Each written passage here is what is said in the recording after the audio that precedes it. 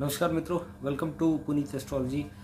दोस्तों, ऑलरेडी जैसे हम लोग सीरीज़ चला रहे हैं कि अलग अलग लगन के हिसाब से मैं आपको बताने का प्रयास कर रहा हूँ कि आपको किस तरीके से पार्टनर मिलेगा या उसकी कैसी नेचर होगी या किस तरह की दिक्कत आपको आ सकती है मैरिड लाइफ में, और किस तरीके का पार्टनर आपकी डेस्टिनी में लिखा हुआ है।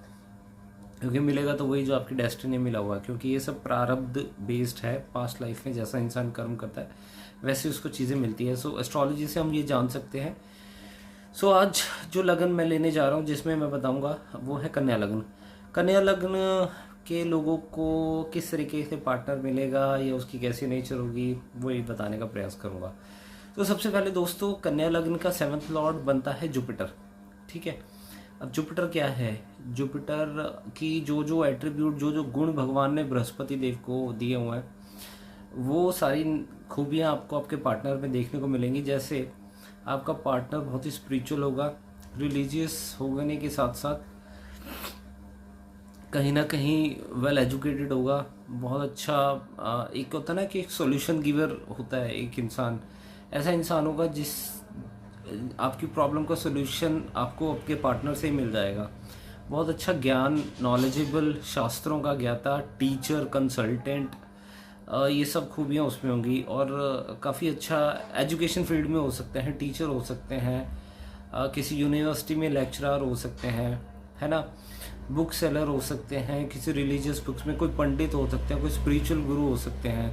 तो इस तरीके से परिणाम आपको देखने को मिलेंगे। आपके पार्टनर में ये सब गुण हो सकते हैं। और इसके अलावा ये मैं तब आपके पार्टनर में गुण पाए जाएंगे अगर 7th हाउस में किसी प्लैनेट की दृष्टि या प्लैनेट कोई आके ना बैठा हो, तब ये गुण आपके पार्टनर में कम्प्लीटली मतलब 100% देखने को मिलेंगे। ठीक है, अब मैं आपको बताता हूँ कि आपके पार्टनर में 7th हाउस में अगर किसी ग्रह का प्रभाव आता है तो उसकी पार्टनर की नेचर कैसी होगी और किस तरीके से आपकी मैरिड लाइफ में अच्छी रहेगी, बुरी रहेगी। तो सबसे पहले दोस्तों मैं ले लेता हूँ लग्नेश को, यानी कि बुध। ठीक है, बुध की पोजीशन 7th हाउस में अगर वो आके बैठता है तो आपकी मैरिड लाइफ को डिस्टर्ब कर देगा, यानी कि आपके पार्टनर की पर्सनैलिटी भी खराब कर देगा। आपको ऐसा पार्टनर मिलेगा, हो सकता है वो आपको पसंद ही ना हो, आपको उसकी पर्सनैलिटी पसंद ना हो। क्यों? क्योंकि वो नीच राशि में बैठा हुआ है। तो सप्तम भाव आपके पार्टनर का लगन है, शरीर है, तो उसकी पर्सनैलिटी बिगाड़ देगा। ठीक है, तो कहीं ना कहीं आप खुश नहीं होंगे उनसे। और इसके अलावा मैरिड लाइफ में बुध क्योंकि आपके फिजिकल रिलेशनशिप भी अच्छे नहीं चलेंगे, ख़राब हो सकते हैं। बट नो डाउट आपका पार्टनर थोड़ा सा कॉमेडी करने वाला या हंसने खेलने वाली होती है ना नेचर, जैसे वैसे हो सकता है। उम्र में छोटा हो ये भी पॉसिबिलिटी है, बट सिर्फ लगन में नीच का देख के आप घबरा ना जाए। इसको एक बार नमाज में ज़रूर कंफर्म करेंगे। अगर वो नमाज में भी नीच राशि में आ जाता है, चाहे किसी भी हाउस में हो, तो वो प्लैनेट वर्गोत्तम हो जाता है, फिर वो उच्च के फल देगा। यानी कि आपको पार्टनर बहुत अच्छा मिलेगा, बहुत इंटेलिजेंट होगा, बहुत ही कैलकुलेटिव होगा, उसको सॉफ्टवेयर की अच्छी नॉलेज हो सकती है। He can be a software developer, बहुत अच्छा कंप्यूटर साइंस का डेवलप हो सकता है, इंजीनियर हो सकता है। तो बुध इन जनरल अगर वो नीच भंग नहीं हो रहा या वर्गोत्तम नहीं बनता प्लैनेट, या कोई और कारण से स्ट्रांग नहीं होता, तो फिर आपकी मैरिड लाइफ में यहाँ दिक्कत रहेगी। आप अगर बहुत ज़्यादा एम्बिशियस हैं तो आपको हो सकता है कि शादी के बाद आप काम करने को ना मिले या आपका करियर में बहुत ज़बरदस्त डाउनफॉल देखने को मिले। ठीक है, और आपके करियर में जो ग्रोथ मिल रही थी वो एकदम सडन एकदम रुक जाए, तो ये चीज़ देखने को मिल सकती है। क्योंकि ये आपका 10th लॉर्ड भी है। यही एक कारण है जो मैं आपके करियर को लेके भी ये बात कर रहा हूँ कि शादी के बाद यहाँ पे आपको करियर में डाउनफॉल देखने को मिल सकता है। 2nd लॉर्ड है आपका वीनस। ठीक है, जो कि आपका 9th लॉर्ड भी है। This is something very fantastic position.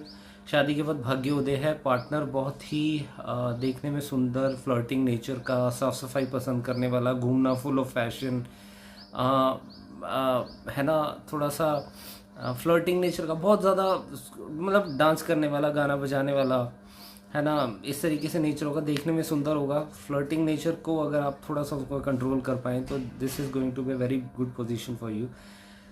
शादी के बाद धन में वृद्धि होगी, बैंक बैलेंस बढ़ेगा आपका। फैमिली भी कहीं ना कहीं आपको फैमिली का सपोर्ट शादी के बाद मिलेगा। और धन में वृद्धि हुई, परिवार में वृद्धि होते हुए देखेंगे आप यहाँ पे वीनस, क्योंकि आपके 7th हाउस में बहुत अच्छी पोजीशन में बैठा है, क्योंकि मीन राशि जो है वो शुक्र की उच्च राशि मानी जाती है। ठीक है, अब थर्ड लॉर्ड मंगल है, वो अष्टम का भी लॉर्ड है और थर्ड हाउस का भी लॉर्ड है। तो देखिए मंगल जहाँ पे हो वहाँ पे लड़ाई झगड़े ना हो, या मतलब फाइट्स ना हो, ऐसा पॉसिबिलिटी नहीं, ऐसा पॉसिबल कम है कि मंगल, वैसे तो देखिए क्या है कि थर्ड हाउस का लॉर्ड है, कहीं ना कहीं आप बहुत ज़्यादा डोमिनेट मत करें अपने पार्टनर को, पर कहीं ना कहीं फ्रेंडली फाइट्स हो सकती हैं। आप बहुत कम्युनिकेटिव रहेंगे अपने पार्टनर के साथ, बातचीत करना पसंद होगा क्योंकि मित्र के घर में है। ठीक है, आपकी कम्युनिकेशन बहुत फ्रेंडली रहेगी अपने पार्टनर के साथ, बट कहीं ना कहीं मंगल है सप्तम भाव में, तो पार्टनर को थोड़ा सा ना इरिटेटिंग बना सकता है आपके लिए। कारण ये है कि जिसके सप्तम भाव में मंगल होता है ना, उससे पार्टनर ऐसा मिलता है कि बहुत ज़्यादा शॉर्ट टेम्पर्ड होता है। जैसे कुछ उसकी आदतें हैं जो आपको इरिटेट कर सकती हैं। क्या है वो आदतें? जैसे आपको लेट उठने की आदत है सुबह, और वो सुबह 4 बजे उठ के, 4:30 बजे उठ के शोर मचाने लग जाए, आपको एंगेज कर दे किचन के काम में, ये सब चीज़ों में, बहुत ज़्यादा सोशलाइज करने वाला, जिसके कारण आपको इरिटेशन हो सकती है। घर में फ्रीक्वेंटली किसी ना किसी का आना जाना लगा रहे और आपको सर्विस देनी पड़ रही है, आपको सेवा करनी पड़ रही है, तो ये सब चीज़ें आपको थोड़ा सा इरिटेट करती हैं उसकी, क्योंकि एक्स्ट्रा एनर्जी है ना, उसकी एनर्जी को हैंडल करने पर। फिर भी कहीं ना कहीं अगर आप ये चीज़ें हैंडल कर पाए तो आपको ये मैरिड लाइफ ठीक चलेगी। देखिए अष्टम का लॉर्ड है, पार्टनर की थोड़ी सी ना स्पीच भी खराब हो सकती है, यानी कि उनकी वाणी, वो फालतू बोलने वाले, या लड़ाई झगड़े में बात करते करते कई बार कुछ ऐसी बातें बोल जाए जिससे आपका दिल दुख जाए। उसका कारण ये है, जो अष्टम भाव का लॉर्ड है ना, वो 7th का सेकंड है, यानी कि आपका पार्टनर का स्पीच हाउस है, और वो अपने से 12वें में गया। तो that is the main reason. थोड़े से ससुराल वालों के साथ भी थोड़ा सा कष्ट हो सकता है, बट कहीं ना कहीं ये सब चीज़ें आएंगी और दूर भी हो जाएंगी, क्योंकि मित्र के घर में मंगल। ठीक है, ये मंगल के बारे में मैंने आपको बता दिया। अष्टम और थर्ड लॉर्ड दोनों है ये। बृहस्पति अगर सप्तम भाव में आगे बैठता तो ये बहुत अच्छी पोजीशन है। पार्टनर अच्छा होगा, मैच्योर होगा, रिस्पॉन्सिबल होगा, केयरिंग होगा, कहीं ना कहीं आपकी बात मानने वाला होगा, रिस्पॉन्सिबल होगा, शादी को एक रिस्पॉन्सिबिलिटी की तरह लेगा। बट रोमांस भूल जाइए, रोमांटिक बिल्कुल नहीं होगा, बहुत कम बोलने वाला, शांत स्वभाव का, पेशेंस बहुत होगी उसके अंदर। सो ये अच्छी बात है, क्योंकि आजकल जनरली दोनों का अगर नहीं मिलता तो जिस इंसान में थोड़ी सी पेशेंस है उसके कारण रिश्ता निभ जाता है। 4th हाउस का लॉर्ड भी है, ठीक है, और अगर ये बृहस्पति अच्छा तो आपके स्पाउस का प्रोफेशन भी बहुत अच्छा होगा। पार्टनर, मैंने आपको बताया, बृहस्पति सप्तम भाव में होगा तो आपके पार्टनर कंसल्टेंट हो सकते हैं, बहुत अच्छे टीचर हो सकते हैं, ज्ञान बहुत होगा, आपको गाइड करने वाले होंगे स्पिरिचुअली और दूसरी तरीके से भी। ठीक है, ये बृहस्पति की पोजीशन अच्छी है। So wish you good luck if you have this position. And Shani के बारे में बात करते हैं। शनि पंचम का लॉर्ड है और छठे का लॉर्ड है। अब यहाँ पे कुछ लोगों को कन्फ्यूजन है कि ये किस तरीके से परिणाम देगा। देखिए हमने जनरली यही देखा है कि अगर कोई प्लैनेट त्रिकोण का स्वामी बन जाता हो तो उसकी दूसरी राशि अगर 6, 8, 12 में आती है तो उसको उसका दोष नहीं लगता।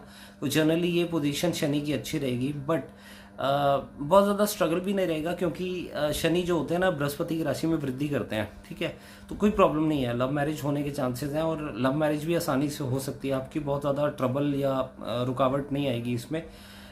लव मैरिज होगी, शादी के बाद आपकी इच्छाओं की पूर्ति होगी, है ना, और अच्छी पोजीशन है। पार्टनर थोड़ा सा कंट्रोल में रहने वाला होगा, रिस्पॉन्सिबल होगा, आपकी सुनेगा, आपकी मानेगा।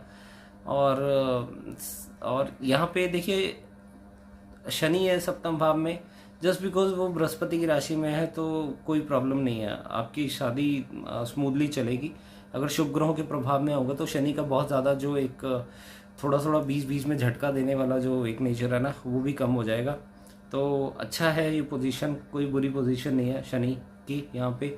एंड बृहस्पति के बारे में मैं बता चुका हूँ, अगर वो 7th हाउस का लॉर्ड होकर 7th में आता है, सेम आपको रिजल्ट्स मिलेंगे जैसे मैंने अभी आपको 4th लॉर्ड के बारे में बताए थे। पार्टनर स्वराशि है तो शादी टूटेगी नहीं, पार्टनर की हेल्थ अच्छी होगी, पार्टनर की पर्सनैलिटी बहुत अच्छी होगी, है ना, और कहीं ना कहीं अगर जुपिटर 7th लॉर्ड बनता है तो जुपिटर वेल्थ का भी कारक है, तो कहीं ना कहीं आपके पार्टनर के कदम ऐसे होंगे कि वो उसके बाद वेल्थ बढ़ेगी। देखिए हर जो प्लैनेट होता है ना उसकी एक नेचर होती है, वो अपने साथ वो अपने गुण लेके आता है। जैसे शनि लेबर है, तो 7th हाउस में अगर 7th लॉर्ड शनि बनता है या 7th हाउस में शनि हो तो वो इंसान बहुत हार्ड वर्किंग होता है, बहुत मेहनत, लेबर की तरह काम करने वाला, नौकर की तरह काम करने वाला। तो ऐसे ही हर प्लैनेट की एक नेचर है। तो जुपिटर वेल्थ का कारक है, नॉलेज का कारक है। तो ये सब चीज़ों की आपको कमी अगर होगी, आप अगर लैक करते हो तो वो आपकी पार्टनर पूरी कर देगा। ठीक है, तो वेल्थ भी लेके आएगा, एजुकेशन, आपको स्पिरिचुअल ज्ञान भी देगा। हो सकता है कि शादी के बाद आप किसी स्पिरिचुअल गुरु के साथ जुड़ जाएं और भक्ति करने लग जाएं, तो ये सब चीज़ें भी होंगी। मंगल के बारे में ऑलरेडी मैं बता चुका हूँ, जो कि अष्टम का लॉर्ड है। 9th लॉर्ड वीनस के बारे में भी ऑलरेडी बता चुका हूँ। शादी के बाद भाग्य उदय है, you will have a lucky spouse. विदेश यात्राएं शादी के बाद बहुत घूमने फिरने को मिल सकता है, विदेश यात्राएं हो सकती है। हो सकता है हायर एजुकेशन का कुछ सपना हो जो आपके माँ बाप ना पूरे कर पाए हो, तो शादी के बाद हायर एजुकेशन पूरी करने की भी अपॉर्चुनिटी दे सकता है वीनस आपको, अगर पाप ग्रहों से पीड़ित हुआ नहीं हुआ तो। ठीक है, बुध के बारे में मैं ऑलरेडी बता चुका हूँ, क्योंकि बुध की पोजीशन यहाँ 7th हाउस में फिजिकल रिलेशन भी खराब करेगी, आपके करियर में भी परेशानी करेगी, क्योंकि ये नीच राशि में बैठा हुआ है। ठीक है, तो राशि का अच्छी राशि में होना भी बहुत इम्पोर्टेंट होता है। किसी भी चीज़, अगर किसी हाउस में उसकी प्लेसमेंट है तो अगर अच्छी राशि में नहीं होगा तो अच्छे फल नहीं देगा। देखिए चंद्रमा 11th लॉर्ड है, बहुत अच्छी पोजीशन है। You will have an attractive spouse, बहुत सुंदर होगा। ठीक है, इमोशनल होगा पर थोड़ा सा डरपोक हो सकता है डिसीजन लेने में ना। जिसका मून जिस हाउस में होता है ना, वो उस इंसान की वो कमज़ोरी होती है, आपकी वो कमज़ोरी होगी वो। जैसे आप इंडिविजुअली, आपका कन्या लग्न है तो मून आपका 7th हाउस, यानी कि आपको अटैचमेंट है बहुत ज़्यादा, और आपके पार्टनर को कुछ भी हो जाएगा तो आप बहुत घबराने लग जाओगे। आपसे वो चीज़ छिन जाए तो वो फॉबिया क्रिएट होने लग जाता है कि यार मैं इसके बिना रह नहीं सकता, जी नहीं सकता, तो इस तरीके से फीलिंग देता है।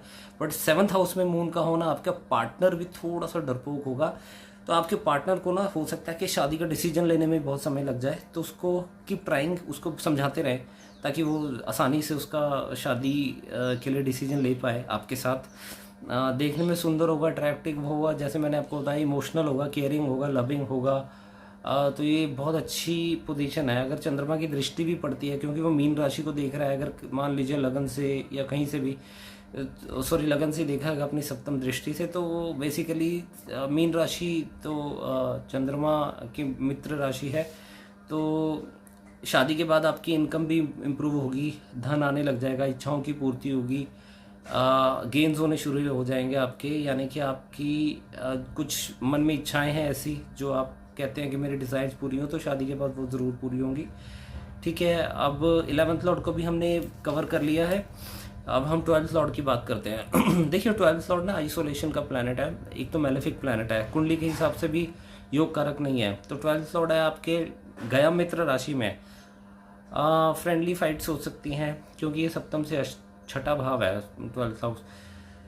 पार्टनर की नेचर थोड़ी सी इगोइस्टिक हो सकती है, स्टेटस कॉन्शियस, मतलब स्टेटस बनाने वाला, जैसे होता है ना कि एक बंदे को होता है कि यार मेरा स्टेटस हो, पैसा कमाने के लिए एक ऑब्सेशन दे सकता है।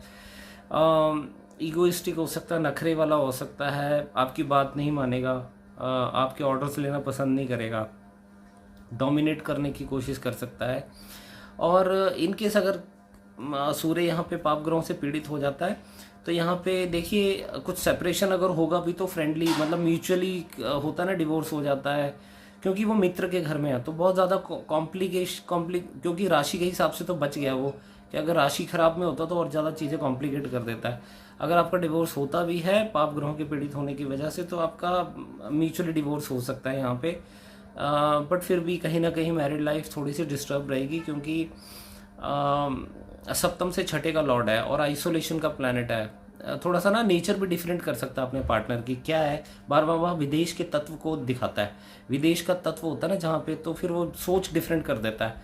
आप देसी, वो विदेशी, तो देश और विदेश का जब कॉम्बिनेशन आता है तो फिर सोच बहुत, आप ईस्ट जा रहे हैं, वो वेस्ट जा रहा है, तो इन चीज़ों की वजह से ना, सोच डिफरेंट होने की वजह से थोड़े से यहाँ पे क्लैश ऑफ व्यूज देखने को मिल सकते हैं।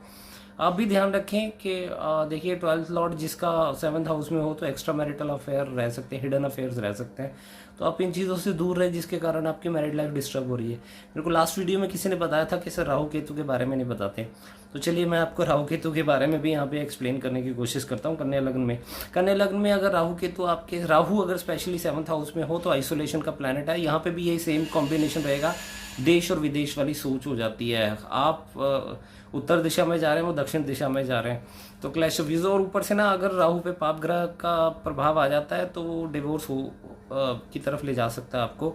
इन केस देखिए राहु ना ऑब्सेशन देता है जिस भाव में बैठता है, तो पार्टनर का ऑब्सेशन आपको तो रहेगा, ठीक है, पार्टनर का ऑब्सेशन आपको रहेगा, पर आपकी सोच नहीं मिलने की वजह से आपको थोड़ा सा लड़ाई झगड़े या परेशानी आ सकती है। तो ये एक मेजर कारण है। एक रेमेडी आपको बता देता हूँ, अगर आपके 7th हाउस में राहु हो तो आप गोमेद धारण करें, राहु को शांत करने के लिए गोमेद धारण करें, आपकी मैरिड लाइफ थोड़ी सी स्टेबल हो जाएगी। यहाँ पे गोमेद आप खरीद कर शनिवार को शाम को डाल सकते हैं, अच्छी क्वालिटी का गोमेद लें। फिर भी 42 साल तक राहु की जो मैच्योरिटी एज है, यहाँ पे आपकी मैरिड लाइफ थोड़ी सी डिस्टर्ब रहेगी। अगर आप अपनी मैरिड लाइफ को बचाना चाहते हो तो आप गोमेद धारण करें, ठीक है। और केतु की बात कर लेते हैं। देखिए केतु भी कहीं ना कहीं पार्टनर से सपोर्ट नहीं मिलेगा आपको। पहली बात तो आप, केतु अगर सप्तम भाव में होता है ना, कभी कभी मन ही नहीं करता शादी करने का, डिटैच्ड फील करेंगे आप बहुत ज़्यादा, आप शादी को लेकर बहुत कंफ्यूज हो सकते हैं। इन केस अगर आपकी शादी हो भी गई, राहु और केतु की कॉम्बिनेशन में ना 7th लॉर्ड जुपिटर की प्लेसमेंट भी देख लेनी चाहिए, ठीक है। और अगर 7th हाउस का लॉर्ड जुपिटर 6-8-12 में चला जाए और राहु केतु में से किसी का भी प्रभाव आ जाए तो आपकी मैरिड लाइफ डिस्टर्ब रह सकती है। तो आपको चाहिए, अगर केतु आपके सप्तम भाव में तो आप उसका रतन धारण कर सकते हैं जिससे केतु ग्रह शांत होगा। तो बाकी आप और ज़्यादा डीपली ये हॉरोस्कोप दिखाना चाहते हैं तो आप मुझसे कंसल्ट कर सकते हैं प्लीज़। एंड मैं कोशिश करूँगा कि नेक्स्ट वीडियो में भी और ज़्यादा राहु केतु के बारे में एक्सप्लेन करूँ। अभी बहुत वीडियो लंबी हो गई है, तो thank you so much and don't please don't forget to subscribe. Thank you. जय श्री कृष्ण।